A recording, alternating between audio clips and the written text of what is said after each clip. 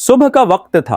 अली अपनी जीप लेकर आया और ग्रुप ने खुशी और जोश के साथ अपना कैंपिंग का सामान पिक किया। उन्होंने जंगल में एक छोटे दरिया के करीब एक जगह का इंतखाब किया। शाम तक उन्होंने अपना खेमा लगा लिया, लकड़ियां जमा की और आग जलाई। हवा में एक अजीब सी ठंडक थी और जंगल की खामोशी अपनी कहानी बयान कर रही थी। उस्मान ने कहा, यार इस जंगल की खामोशी में कुछ अजीब बात है। अली हंसते हुए बोला, कुछ नहीं, तुम्हें बस डर लग रहा है। दानियाल ने कहा, चिक्कोडी चलो कुछ खाने का बंदोबस्त करते हैं। जैसे ही तीनों अपने खेमे के करीब बैठे थे, उनासीन डोकन दूर से एक अजीब सी आवाज़ सुनाई दी।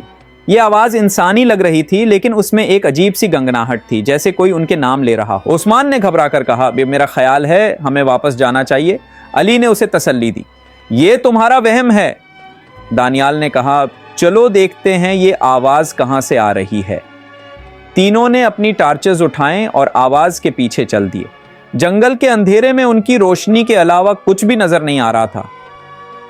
कुछ देर के बाद उन्हें एक पुरानी मिट्टी से ढकी हुई छोटी सी मंदिर मिली। किसी में अंदर जाने की हिम्मत न थी, लेकिन मंदिर के अंदर एक छोटी घंटी खुद ब खुद बज रही थी, हालांकि हवा भी नहीं चल रही थी। दानियाल ने मंदिर के सामने एक पत्थर उठाया और देखा कि उसके नीचे कुछ लिखा हुआ था, जो यहां आया वो वापस नहीं जाता। उस्मान का चेहरा जर्द हो गया। अली ने कहा, चलो यहां से निकलते हैं। जैसे ही उन्होंने वापस मुड़ने की कोशिश की, उन्हें अपने खीमे की जगह जंगल का एक नया इलाका नजर आया। ये क्या हो रहा है? दानियाल ने घबराई हुई आवाज में कहा। जंगल के दरख्त घने और खौफनाक होते जा रहे थे। अचानक एक तेज चीख की आवाज ने उन्हें रोक दिया। उन्होंने देखा कि एक साया उनके करीब आ रहा था। वो साया एक बड़े आदमी का था, लेकिन जब वो करीब आया तो पता चला कि वो इंसान नहीं था। उसकी आंखें सरख थीं और उसका चेहरा इंसान और जानवर का मिला जुला था। उसने कहा, तुमने मेरी जमीन पर कदम रखा है, तुम यहां से नहीं जा सकते। अली ने हिम्मत करके पूछा, हमने कुछ गलत नहीं किया, हमें जाने दो। साये ने अजीब सी हंसी के साथ, अब तुम्हारी जिंदगी का फैसला तुम्हारे दोस्तों पर है। जो मुझे कुर्बानी देगा वो बाकी को बचाएगा।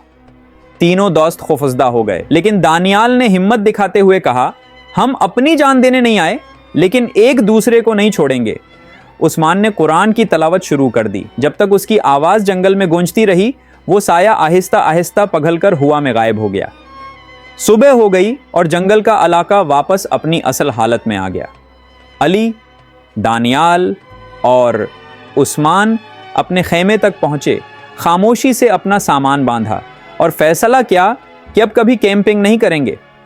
लेकिन उस जंगल की यादें हमेशा उनके ज़हन में जिंदा रहेंगी।